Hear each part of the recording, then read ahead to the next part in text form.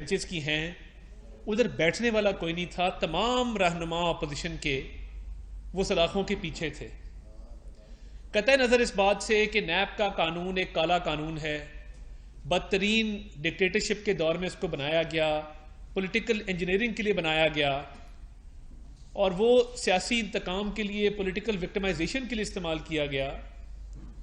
اس کے باوجود آپ دیکھیں گے کہ ہمارے پر تنقید اس بات پہ ہوتی تھی کہ مسلم لیگ نون کے دور میں ہم نیب ترمیم نہیں کر سکے، مسلم لیگ نون کے یا پیپلز پارٹی کے دور میں ہم نیب کے قانون میں ترامیم نہیں کر سکے. اب ترامیم کا آغاز تب ہوا جب عمران نیازی صاحب نے یہ بہتر جانا کہ یہ ترامیم اس لیے ضروری ہے کہ کوئی سرکاری افسر کسی فائل پر سائن کرنے کو تیار نہیں ہے، کوئی سیاستدان، کوئی وزیر مشیر وہ کوئی کام کرنے کو تیار نہیں ہے، کیونکہ نیب کا ایک ڈر اور خوف لوگوں کے دلوں میں بیٹھ گیا تھا.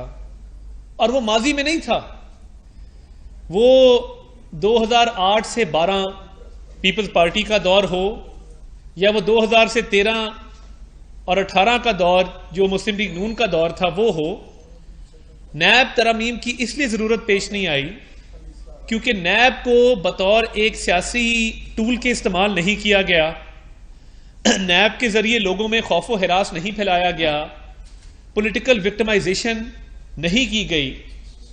نیب ترامیم کی ضرورت تو عمران نیازی صاحب کو پیش آئی، اور میں یہ بات بالکل واضح طور پر کہنے کو تیار ہوں کہ نیب ترامیم میں سب سے زیادہ جلدی پرویز خٹک صاحب کو اور اسد کیسر صاحب کو تھی. میں ان چیزوں کا عینی شاہد ہوں کہ یہ دو حضرات ہمیشہ جب نیب کی قانون میں ترامیم کی بات آتی تھی تو یہ ہمیشہ سب سے آگے ہوتے تھے، اور عمران خان صاحب کو بھی نیب قانون کی ترامیم انہوں نے ہی تجویز کی تھی.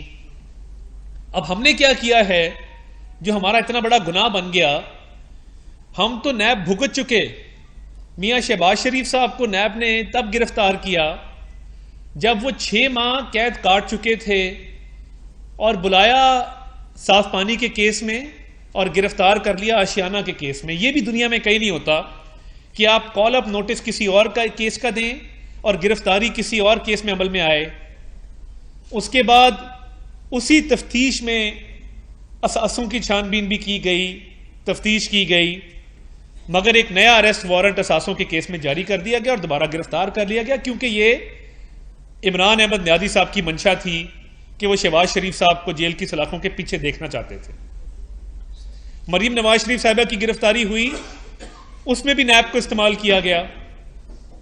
ایک بالکل فریولس کیس چودھری شوگر مل کا بنایا جاتا ہے اور مریم نواز شریف صاحبہ کو اپنے والد کے سامنے گرفتار کر لیا جاتا ہے کوٹ لکھپت جیل سے. اسی کیس میں بھی پاسپورٹ کی واپسی ہوئی ہے، وہ گرفتار ہوئیں. خواجہ سعد رفیق، خواجہ سلمان رفیق پہ ایک جھوٹا کیس بنایا گیا، ہم دونوں کی بیل ہوئی. سپریم کورٹ کا آرڈر موجود ہے جو یہ کہتا ہے کہ نیب کو بطور ایک سیاسی ٹول کے، بطور سیاسی انتقام کے ایک اعلی کار کے استعمال کیا جاتا ہے. ہیومن رائٹس واچ کی رپورٹ موجود ہے، اس سے کوئی انکار نہیں ہے. شاہد خاقان عباسی صاحب کے ساتھ جو ہوا، مفتاح اسماعیل صاحب کے ساتھ جو ہوا، احسن اقبال صاحب ابھی بری ہوئے ہیں. آپ نے فریال تالپور صاحبہ پہ کیسز بنائے، آپ نے زرداری صاحب پہ کیسز بنائے. مسلم لیگ کے اور رہنما جس میں حافظ میاں نعمان، کامران مائیکل، احد چیمہ ایک فرض شناس افسر ہے، 3 سال قید رکھا گیا. اتنی تو سزا بنتی ہے اگر جرم ثابت ہو جائے. تو یہ ایک عجیب بات ہے کہ نیب کو تو ہم نے بھگتا ہے اور ہماری بیلیں میرٹ پہ ہوئی ہیں. اور دیکھیے جب نیب کے کیس میں بیل گرانٹ کی جاتی ہے تو وہ بادی و نظر میں جب کوئی چیز ثابت نہ ہو رہی ہو تو اس بنیاد پہ گرانٹ کی جاتی ہے. اور یہ کیسز تو اب تحریک انصاف کے پینڈنگ تھے، وہ معلم جبا کا کیس ہو، وہ ہیلی کاپٹر کا کیس ہو، وہ آٹے کا سکینڈل ہو، وہ چینی کا سکینڈل ہو، وہ بی آر ٹی پشاور ہو. یہ تمام انکوائری جو فرا گوگی کی انکوائری ہے وہ بھی نیب نے انیشیٹ کی ہے. تو وہ یہ تاثر جو دیا جا رہا ہے کہ نیب ترامیم سے مسلم لیگ نون اور اس کی اتحادی جماعتوں کو فائدہ ہے، یہ تاثر بالکل غلط ہے. اس ملک کی معیشت کو ناقابل تلافی نقصان پہنچایا گیا اس نیب نیازی گٹھ جوڑ کے نتیجے میں. کوئی ڈیولپمنٹ پروجیکٹ لگانے کو اس ملک میں تیار نہیں تھا نیب کے ڈر سے، کوئی انفراسٹرکچر ڈیولپمنٹ نہیں ہوئی، کوئی بجلی کے منصوبے نہیں لگے، کوئی موٹر ویز نہیں بنی ان 4 سالوں میں، کیونکہ نیب کا ڈر تھا۔ ہر افسر فائل پہ سائن کرنے سے پہلے گھبراتا تھا، سوچتا تھا۔ تو یہ نیب ترامیم کی بنیاد عمران نیازی صاحب نے رکھی ہے، کیونکہ ان کو اس بات کا ادراک تھا کہ معیشت نہیں چل رہی، بزنس مین گھبراتے ہیں۔ آپ نے کئی بزنس مین گرفتار کیے جن کا کوئی قصور نہیں تھا، یعنی جو قاتل ہے، جو قتل کرے، اس کا 14 دن کا ریمانڈ ہے، اور جو بزنس مین ہے اس کا 90 دن کا ریمانڈ نیب لیتی تھی۔ یہ کہاں کا انصاف ہے؟ ہم نے جو بھگتنا تھا بھگت لیا۔ ہماری بیلوں کو آپ دیکھ لیں، ہمارے آپ ٹرائلز کو دیکھ لیں، ہماری جو بریت بھی ہوئی ہے بہت سارے کیسز میں، وہ پرانے قانون کے مطابق ہوئی ہے۔ مسلم لیگ نون کے کسی رہنما نے کوئی درخواست نہیں دی کہ وہ نئے قانون سے کوئی فائدہ اٹھائیں۔ اب عمران نیازی صاحب نے جس قانون کی بنیاد رکھی تھی، اس بنیاد میں ہم نے صرف بنیادی چینجز کیے ہیں، اور اس کے اندر عمران نیازی صاحب نے، یہ اس کا سیکشن 4 ہے نیب قانون کا، اس میں انہوں نے وفاقی کابینہ کے فیصلوں کو استثناء دی تھی۔ ہم نے اس کو بحال کیا ہے کہ جہاں پہ وفاقی کابینہ کے فیصلوں کی وجہ سے کسی کو کوئی مانیٹری بینیفٹ ملتا ہے، کوئی مالی فائدہ پہنچتا ہے، وہ فیصلے بھی نیب کی جورسڈکشن میں آئیں گے۔ یہ آپ پڑھ سکتے ہیں، decisions of the federal cabinet, اور نیچے لکھا ہے where the holder of public office has received a monetary gain، یعنی جس سرکاری عہدیدار کو، وزیر کو، مشیر کو اس کیبنٹ کے فیصلے کی وجہ سے مالی فائدہ پہنچا ہے، وہ کیبنٹ کے فیصلوں کو استثناء نہیں ہے۔ عمران نیازی صاحب جو موجد ہیں نیب ترامیم کے، آرکیٹیکٹ ہیں نیب امینڈمنٹس کے، انہوں نے تو وفاقی کابینہ کو بھی استثناء دے دیا تھا، تو ہم نے تو اس کو ریورس کیا ہے۔ آپ آگے چلیں، اور اگر آپ اس قانون کو تفصیل سے پڑھیں تو ایک آگے بے نامی دار کی ڈیفینیشن آتی ہے۔ بے نامی دار کی ڈیفینیشن جو کرمنل لا میں، فوجداری قانون میں اور سول قانون میں، سول لا میں جو کیس لا ڈیولپ ہوا ہے، اس کے عین مطابق اس کو رکھا گیا ہے کہ اس بات کو ثابت کرنا ہوگا کہ کون کس کا بے نامی دار ہے۔ اس میں بھی کوئی حرج نہیں ہے کہ جہاں پہ کوئی پیسے ادا کیے گئے ہیں، جہاں پہ کوئی ڈاکیومنٹ موجود ہے، جہاں پہ یہ بات ثابت ہوتی ہے کہ کوئی شخص کسی اور شخص کا بے نامی دار ہے، تو وہاں پہ وہ نیب کے جورسڈکشن میں آئے گا۔ تو میں یہ سمجھتا ہوں کہ یہ جتنی بھی امینڈمنٹس کی گئی ہیں نیب کے قانون کے اندر، اس پہ بہت واویلا کیا جا رہا ہے فواد چودھری صاحب کی طرف سے۔ میں نہیں سمجھتا کہ اس کا کوئی بھی فائدہ وزیر اعظم صاحب کو، ان کی کابینہ کو، ان کے اتحادیوں کو پہنچے گا۔ فائدہ تو اس کو پہنچا ہے جس نے بی آر ٹی کی انکوائری نہیں ہونے دی، فائدہ تو اس کو پہنچا ہے جس نے آٹا اور چینی سکینڈل کی انکوائری نہیں ہونے دی، فائدہ تو اس کو پہنچا ہے جس کا معلم جبا کا کیس ہے، فائدہ تو اس کو پہنچا ہے جو ہیلی کاپٹر کیس کے زیر التوا ہونے کے باوجود آج بھی پنجاب حکومت اور خیبر پختونخوا حکومت کے سرکاری ہیلی کاپٹر پہ سیر کرتا ہے، اس پہ سفر کرتا ہے، اس کو سیاسی جلسوں کے لیے استعمال کرتا ہے۔ تو یہ نیب ترامیم کے نہ ہم موجد ہیں، نہ ہم آرکیٹیکٹ ہیں، نہ ہم نے اس کو آگے کیا۔ یہ تو عمران نیازی صاحب کی ترامیم ہے جس میں مائنر امینڈمنٹس کی گئی ہیں، اور عمران نیازی صاحب کو کیا ضرورت تھی؟ جو اوریجنل قانون تھا اس کو اسی شکل میں رہنے دیتے۔ اس کے آگے چلے تو چیئرمین نیب کی تعیناتی پہ ایک ترمیم ہماری طرف سے کی گئی کہ چیئرمین نیب کا جو ٹینیور ہوگا وہ نان ایکسٹینڈیبل ہوگا، یعنی چیئرمین نیب کی تعیناتی کے بعد ان کا جب ریٹائرمنٹ ہوگی تو دوبارہ تعینات ان کو ری اپوائنٹ نہیں کیا جا سکے گا۔ اور یہ اس وجہ سے کیا گیا کہ تاکہ بلیک میلنگ نہ ہو، تاکہ مس یوز آف اتھارٹی نہ ہو، تاکہ ابیوز آف پاور نہ ہو، اور ایک پروسیس کے ذریعے جو شخص آئے وہ اپنی مدت پوری کر کے چیئرمین نیب کی وہ واپس گھر چلا جائے۔ اور یہ باقی بھی جس میں ترامیم ہیں، 90 دن کی ریمانڈ کو ختم کیا گیا، اور 14 دن کا ریمانڈ اس لیے کیا گیا کہ 90 دن کا ریمانڈ تو دنیا میں کہیں نہیں ہوتا، اور یہ سیاسی انجینئرنگ کے لیے، سیاسی انتقام کے لیے 90 دن کے ریمانڈ کو استعمال کیا جاتا تھا. جو تفتیش 90 دن میں لوگوں سے ہوتی نہیں تھی ان کو قید کر دیا جاتا تھا اور وہ تفتیش چند گھنٹوں کی تفتیش کی جاتی تھی پورے 90 دن میں. بس صرف مقصد یہ تھا کہ عمران نیازی صاحب اپنے سیاسی مخالفین کو باہر نہ آنے دیں اور وہ قید رہیں, پابند سلاسل رہیں. اور آگے اگر آپ چلیں تو اریسٹ کے حوالے سے بھی جو پاکستان میں کیس لا اور سپریم کورٹ کی ججمنٹس موجود ہیں, جس میں ایک مشہور پی ٹی اے کا کیس ہے پاکستان ٹیلی کمیونیکیشن اتھارٹی کا, کہ جہاں پہ جو ملزم ہے وہ انویسٹیگیشن جوائن نہیں کر رہا, اس پہ مختلف کیسز ہیں, وہ اس کے بھاگنے کا ڈر ہے, اس کے فرار ہونے کا ڈر ہے. جہاں پہ پراپر ایویڈنس موجود ہے وہاں گرفتاری کی جائے. لوگوں کی زندگیاں تباہ کی گئی ہیں. ان لوگوں سے پوچھیں جن کے چھوٹے بچے جب وہ جیل سے باہر آئے تو بڑے ہو گئے تھے, اور وہ ان گھر والوں سے پوچھیں, بوڑھے والدین سے پوچھیں کہ جن کے بچے 3 سال 5 سال گھر نہیں آئے. یہ تو مسنگ پرسنز کا کیس بنتا ہے کہ جہاں پہ آپ نے بغیر ثبوت کے, بغیر کسی پراپر ایویڈنس کے, بغیر شواہد کے آپ نے کیسز بنا کے لوگوں کو بند کر دیا نیب کے اندر. اور اس کے آگے چلے تو یہ ترمیم پوری دنیا میں انصاف کا ایک معیار ہے, انصاف کے کچھ ضابطے ہیں کہ ملزم نے اپنے اوپر لگائے گئے الزامات کو رد نہیں کرنا, یہ پروسیکیوشن نے ثابت کرنا ہے کہ جو پروسیکیوشن نے یا انویسٹیگیٹنگ ایجنسی نے, تحقیقاتی ادارے نے جو الزامات لگائے ہیں وہ درست ہیں. یعنی آج کوئی الزام آپ پہ لگا دے کہ مینار پاکستان جو ہے اس کے ارد گرد جتنی زمین ہے وہ آپ کی ملکیت ہے, تو وہ جس نے الزام لگایا وہ ثابت کرے کہ وہ آپ کی ملکیت ہے, نہ کہ آپ کو ثابت کرنا پڑے کہ وہ آپ کی ملکیت نہیں ہے. یہ انصاف کا معیار ہے کہ burden of proof لائز on the prosecution.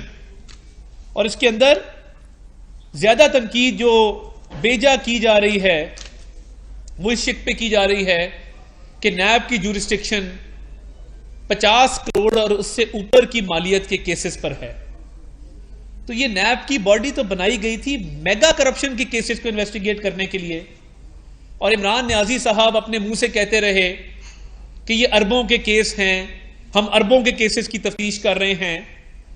تو یہ نیب میں اگر چھوٹی مالیت کے کیسز جائیں گے تو پھر باقی جو کنسرنڈ ایجنسیز ہیں, جس میں اینٹی کرپشن ہے, جس میں ایف آئی اے ہے, جس میں ایف بی آر ہے, جس میں ایس سی سی پی ہے, وہ کن معاملات کی تحقیقات کریں گے اور ان کی جورسڈکشن کہاں لائے کرے گی. تو بات یہ ہے کہ ایک نہ ایک باڈی ملک میں ہوتی ہے جو میگا کرپشن سکینڈلز یا میگا کرپشن کیسز کی تحقیقات کرتی ہے. تو اس لیے یہ 50 کروڑ سے اوپر کی شک رکھی گئی. تو میں کہنا یہ چاہتا ہوں کہ نیب کی ترامیم جو بنیادی طور پہ کی گئی, عمران نیازی صاحب نے اپنے آپ کو سہولت دینے کے لیے تب کی اور کہا کہ یہ بزنس مین اور بیوروکریٹس کی سہولت کاری کے لیے ہے, اور جب ہم نے اس میں اضافہ کیا تو اب ہمیں کہا جا رہا ہے کہ ہم اپنے لیے کر رہے ہیں. ہم نے جو بھگتنا تھا ہم نے بھگت لیا. ہمارے تمام کیسز کی بیل سپریم کورٹ تک گئیں, ہمارے ٹرائلز تقریباً کمپلیٹ ہیں. اگر کسی پہ کیس نہیں بنا تو وہ عمران نیازی صاحب پہ نہیں بنا, اور انہوں نے بننے نہیں دیا. کبھی سٹے آرڈر, کبھی ایک سٹے آرڈر, کبھی دوسرا سٹے آرڈر. اور یہ عمران نیازی صاحب کے کیسز ہیں. سب سے بڑا بینیفیشری ان نیب ترامیم کا عمران نیازی ہے. آج بھی اگر فرض کر لیا جائے ان نیب ترامیم کو ختم کر دیں تو ہمارے پہ تو اس کا اطلاق نہیں ہوگا. اس کا اطلاق عمران نیازی اور اس کے وزراء پر ہونا ہے جن کے خلاف ثبوت بھی موجود ہیں, شواہد بھی موجود ہیں. اور اگر تحریک انصاف یہ کھیل کھیلنا چاہتی ہے اس ملک میں کہ جہاں پہ ہمارے درجنوں کے حساب سے رہنماؤں کو پابند سلاسل کیا گیا, جھوٹے کیسز بنائے گئے, تو ہمارے پاس تو آپ کے خلاف سچے کیسز ہیں. تو یہ بڑے آرام سے اس معاملے کو کیا جا سکتا ہے. مگر میں ایک اور بات یہ سمجھتا ہوں کہ فواد چودھری صاحب پہلے دن سے عمران خان کو تباہ کرنے کے مشن پہ ہیں. وہ ایسے بیانات دلواتے ہیں, ایسے مشورے دیتے ہیں جس سے عمران نیازی صاحب کا نہ صرف تمسخر اڑتا ہے بلکہ یہ بالکل کلیئر ہو جاتا ہے کہ یہ جو بھی فیصلہ کریں گے یہ ان کے خلاف جائے گا. تو یہ تو ہو سکتا ہے کہ فواد چودھری صاحب اگلی جو سیاسی جماعت انہوں نے جوائن کرنی ہے اس کے فائدے کے لیے بات کرتے ہوں، مگر نیب ترامیم کو متنازع بنانا اور کہنا کہ یہ سیلف سرونگ لیجسلیشن ہے، یہ کچھ سیاستدانوں نے اپنے مقصد کے لیے کی ہے. میں نے آپ کو ایک ایک شک پڑھ کے سنا دی کہ یہ بالکل سیلف سرونگ لیجسلیشن نہیں ہے. اس سے کوئی فائدہ نہ وزیر اعظم کو ہوگا نہ ان کی فیملی کو ہوگا، اس سے کوئی فائدہ ہمارے کسی اتحادی کو ہوگا نہ میاں نواز شریف اور ان کی فیملی کو ہوگا. تو دیکھیے بات وہ کرنی چاہیے جس میں جو حقیقت پہ مبنی ہو، جو سچائی پر مبنی ہو. آج فرح صاحبہ پہ جو کیس ہے تو وہ دبئی کس کے کہنے پہ بیٹھی ہیں؟ وہ دبئی کیوں بیٹھی ہیں؟ عمران نیازی صاحب کا اقتدار ختم ہوتے ہی ان کو دبئی فرار عمران نیازی صاحب نے کیوں کروایا؟ ان کو واپس بلانے سے کیوں قاصر ہیں؟ کیا ان کا ٹرائل نہیں ہونا چاہیے؟ اور نیب کی جو انویسٹیگیشن آتھرائز ہوئی ہے اس میں ان کو پیش نہیں ہونا چاہیے؟ آ کے جو الزامات لگائے گئے ہیں کم از کم اس کا جواب نہیں دینا چاہیے؟ کوئی ایک خط بھیج دیتے کہ جی یہ الزامات غلط ہیں، مگر نیب کا سامنا کرنے کو تیار نہیں ہے. تو کیا یہ سمجھ لیا جائے کہ نیب ترامیم جن کی بنیاد عمران نیازی صاحب کے دور میں رکھی گئی اور عمران نیازی صاحب نے رکھی، وہ اس لیے رکھی تھی کہ فرح گوگی کو فائدہ پہنچے، وہ اس لیے رکھی تھی کہ عامر کیانی کو فائدہ پہنچے، وہ اس لیے رکھی تھی کہ جتنے بی آر ٹی سے لے کے ہیلی کاپٹر سے لے کے معلم جبہ تک جو کیسز ہیں اس میں وہ اپنے آپ کو فائدہ پہنچانا چاہتے ہیں. تو یہ تاثر انتہائی غلط ہے کہ ہم نے یہ ترامیم کی ہیں اور اپنے لیے کی ہیں. ہم نے ہمیشہ عدالتوں کے سامنے سر جھکایا ہے، قانون کو تسلیم کیا ہے، آئین کی بالادستی کو مانا ہے. اور دیکھیے جو قید کاٹی ہے، ناحق کاٹی ہے. ان کو تو 4 دن ان کا کوئی رہنما جیل ہوا ہے تو وہ قیامت برپا کر دیتا ہے، آسمان سر پہ اٹھا لیتا ہے. تو جب یہ سارا کچھ ہو رہا تھا کوئی نوٹس لینے والا نہیں تھا. جب میاں شہباز شریف صاحب کو گرفتار کیا گیا، سال اندر رکھا گیا، ناحق رکھا گیا، مریم نواز شریف صاحبہ کو قید رکھا گیا، نواز شریف صاحب کو قید رکھا گیا، ہماری پوری جماعت، ہماری مین لیڈرشپ اندر رہی ہے، مگر ہم نے اس دور میں بھی ترامیم نہیں کی. اب ہم نے جو بھگتنا تھا بھگت لیا، مگر اس ملک کی معیشت کے پہیے نے آگے چلنا ہے. اور ڈار صاحب آئے ہیں وزیر اعظم صاحب کی قیادت میں، نواز شریف صاحب کی قیادت میں، انشاءاللہ ڈالر بھی سستا ہوگا، پیٹرول بھی سستا ہوگا، معیشت کا پہیہ چلے گا. مگر اگر نیب کا ڈر اور خوف بزنس کمیونٹی کے اور افسران کے دلوں میں رہا جو عمران نیازی صاحب بٹھا گئے ہیں، تو پھر معیشت کو اس کا ناقابل تلافی نقصان ہوگا. بہت شکریہ.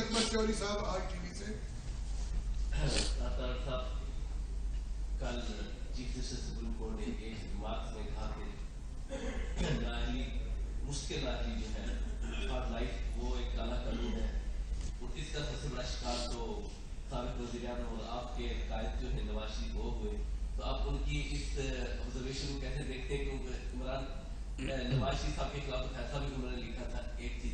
دوسری چیز یہ بتائیے گا کہ یہ فرح گوگی کے خلاف کب آپ کیس لائیں گے؟ کیونکہ یہ تو اب سب چاہتے ہیں اور سب کہتے ہیں، آپ الزامات کو عائد کرتے ہیں، آپ کب کورٹ میں لائیں گے تاکہ کورٹ میں لائیں؟ بہت شکریہ نوید صاحب. پہلی بات تو یہ ہے کہ سپریم کورٹ بار ایسوسی ایشن کے صدر جناب احسن بھون صاحب نے ایک سپریم کورٹ میں تاحیات نااہلی کو ختم کرنے کے لیے پٹیشن فائل کر رکھی ہے. وہ زیر التوا ہے اور انصاف کے تقاضے تبھی پورے ہوتے ہیں. کسی ٹیکنیکلٹی پہ کسی سیاستدان کو بھی فار لائف ڈسکوالیفائی نہیں ہونا چاہیے. میں تو اس کو اس طرح دیکھتا ہوں.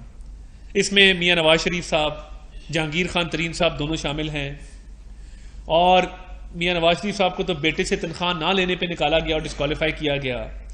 آج جب ان کیسز کی حقیقت سامنے آ رہی ہے تو یہ پتہ لگ رہا ہے کہ میاں نواز شریف کا قصور کوئی نہیں تھا. ایسٹ بیونڈ مینز جو آمدن سے زائد اثاثے بنانے کا بھی الزام ہے وہ بھی ثابت نہیں ہو سکا. تو اس حوالے سے تو میں بالکل کلیئر ہوں کہ کسی بھی سیاستدان کو تاحیات نااہلی کا سامنا نہیں کرنا چاہیے. لیول پلینگ فیلڈ ہونی چاہیے تمام سیاستدانوں، تمام سیاسی جماعتوں کے لیے.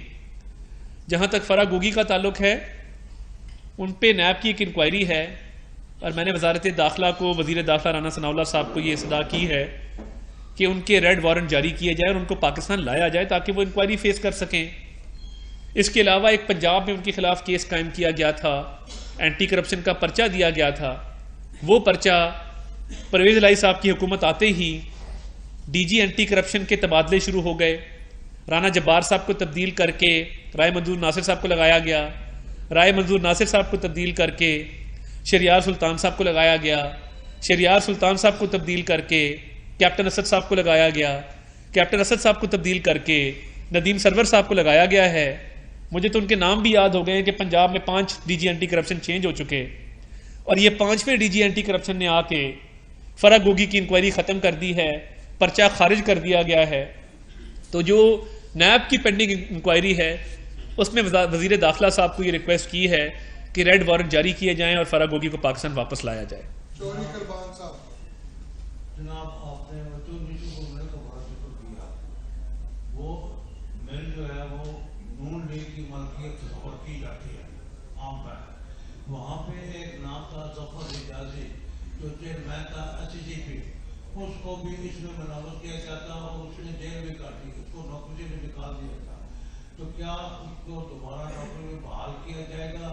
نمبر 2، جو لوگ اس میں ملوث تھے SCGP کے، کیا ان کو گرفتار کیا جائے گا؟ دیکھیں جو چودھری شوگر مل کا کیس ہے اس میں 2 لوگوں کو قید کیا گیا، 3 لوگوں کو قید کیا گیا. اس میں مریم نواز شریف صاحبہ کو قید کیا گیا، میاں نواز شریف صاحب کو قید کیا گیا اور یوسف عباس شریف صاحب کو قید کیا گیا. اس کیس کی جو سٹیج ہوتی ہے ریفرنس فائل کرنے کی وہ سٹیج نہیں آئی، وہ انکوائری سے انویسٹیگیشن میں کنورٹ ہوا اور اس کے بعد ریفرنس فائل نہیں کیا گیا اور ٹرائل شروع ہی نہیں ہو سکا. تو اس وجہ سے ہو سکتا ہے کہ آنے والے دنوں میں ہم اس کیس کے اخراج کے لیے، اس کی کواشمنٹ کے لیے ایک ریٹ پٹیشن فائل کریں اور اس کیس کو کواش کرانے کی کوشش کریں. اس حوالے سے جو آپ نام لے رہے ہیں وہ میرے ریکارڈ کے مطابق اس کیس میں نہ نامزد ملزم ہیں نہ ان کو سزائیں ہوئیں. یہ چودھری شوگر مل کا کیس تب بنایا گیا تھا جب مریم نواز شریف صاحبہ کو کوٹ لکھپت جیل سے والد کے سامنے گرفتار کیا گیا تھا.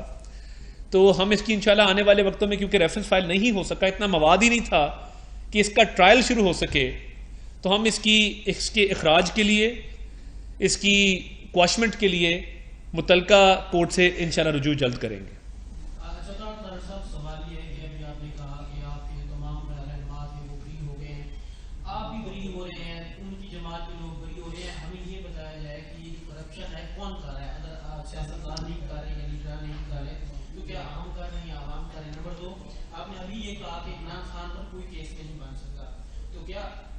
اس چیز کو مان رہے ہیں کہ آپ لوگ چاہتے ہوئے بھی عمران خان پر کوئی ایک کیس بھی دائر نہیں کر سکے جو سالڈ ہو؟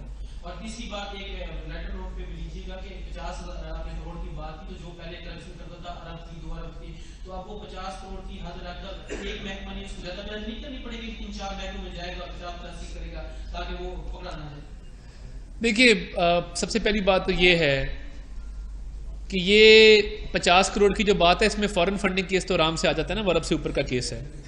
عمران خان صاحب کے جتنے سکینڈل ہیں وہ اربوں میں ہیں، اس میں آٹے کا سکینڈل ہو، اس میں چینی کا سکینڈل ہو، اس میں BRT ہو، اس میں فورن فنڈنگ ہو، یہ سارے کیسز جو ہیں یہ بالکل اربوں روپے میں جاتے ہیں. دوسری جو آپ نے کرپشن کی بات کی، دیکھیے یا تو ہمیں بتایا جائے اس ملک میں کہ آپ نے فلاں بجلی کا منصوبہ لگایا تھا، اتنا کمیشن لیا تھا، اس فارم میں لیا تھا، ہم دیندار ہیں. ابھی تک میاں نواز شریف پہ، میاں شہباز شریف پہ، ان کے خاندان پہ کرپشن کے الزامات لگائے گئے. 2014 میں ایک مہم چلائی گئی، چور چور ڈاکو ڈاکو کر کے اس قوم کے لوگوں کے ذہنوں کو زہر آلود کیا گیا. ایک سپانسرڈ مہم تھی جو آج بھی چل رہی ہے. میں یہ پوچھتا ہوں کہ میاں نواز شریف کے والد، چلیں اب آپ نے اچھا سوال کیا تو میں اب آپ کو کہانی سناتا ہوں. میاں نواز شریف کے والد 1969 میں ایشیا کی سب سے بڑی سٹیل انڈسٹری کے مالک تھے. آپ اپنے بڑے بزرگوں سے پوچھیں، اتفاق کا ہارویسٹر، اتفاق کا تھریشر، اتفاق کے پمپ چلتے تھے، انجینئرنگ اور کنسلٹنسی سروسز تھیں. سیاست میں آتے ہیں 1985 کے اندر، جس بندے کی ایشیا کی سب سے بڑی سٹیل مل ہے 69 میں، سیاست میں آتا ہے وہ 85 میں. تو اس نے کیا اثاثے بنائے ہیں یا اس کے اثاثے گھٹے ہیں؟ اور ایک آدمی جس کا والد سرکاری انجینئر تھا، جس کا نام اکرام اللہ نیازی تھا، وہ کہانی بھی سن لیں. ان کے پاس اتنے اثاثے کہاں سے آئے؟ اور اس کو آگے لے کے چلیں. جب بنی گالا کا پوچھتے ہیں تو کہا جاتا ہے کہ یہ میری سابقہ اہلیہ اور سابقہ سسرالی جو گولڈ سمتھ UK میں رہتے ہیں ان کی طرف سے تحفہ ہے.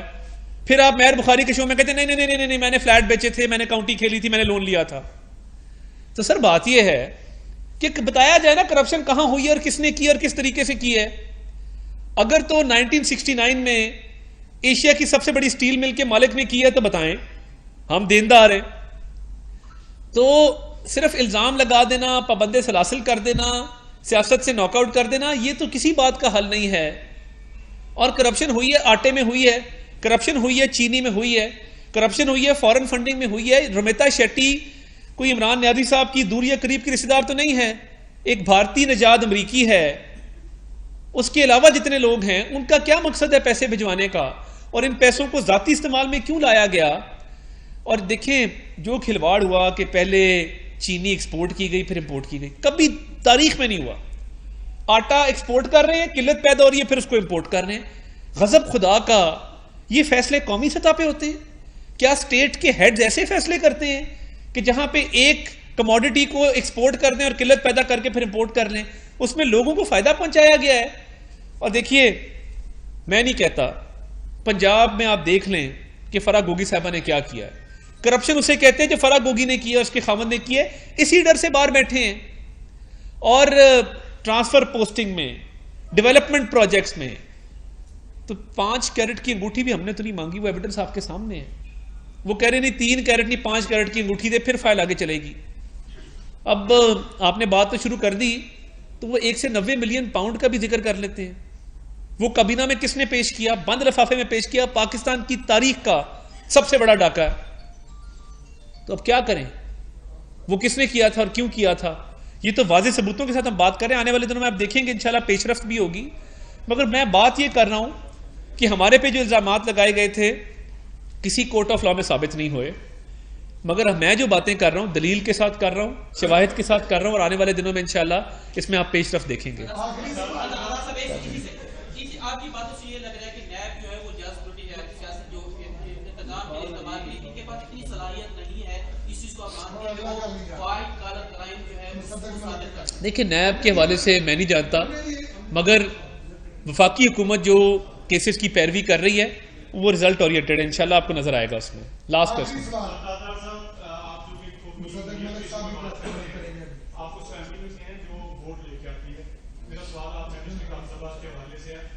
پنجاب گورنمنٹ نے آپ کو ٹارگٹ کیا, اس ٹارگٹ کے حوالے سے حفظ آباد بھی ٹارگٹ ہوا, اس کو ڈویژن میں گجرات میں شامل کر دیا.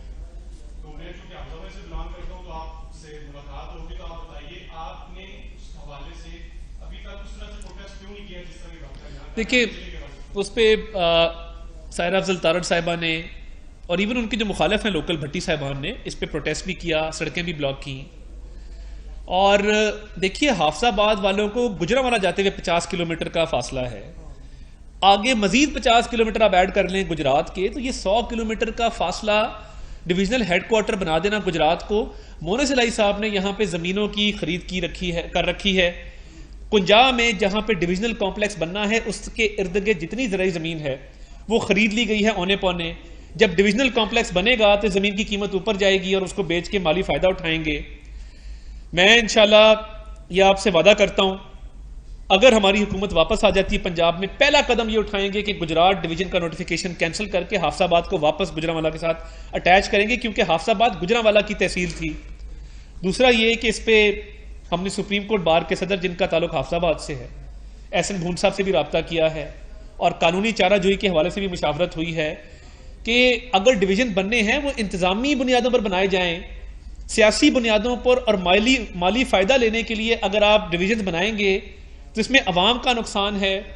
اور یہ سیاست سے بالا تر ہو کے میں سمجھتا ہوں کہ یہ حافظ آباد کو گجرات ڈویژن کا حصہ بنا کے بہت بڑا ظلم اور بہت بڑی زیادتی کی گئی ہے. اس کے خلاف آواز بھی اٹھاتے رہیں گے اور اس کے سدے باب کے لیے بھی اقدامات کریں گے. بہت شکریہ جی.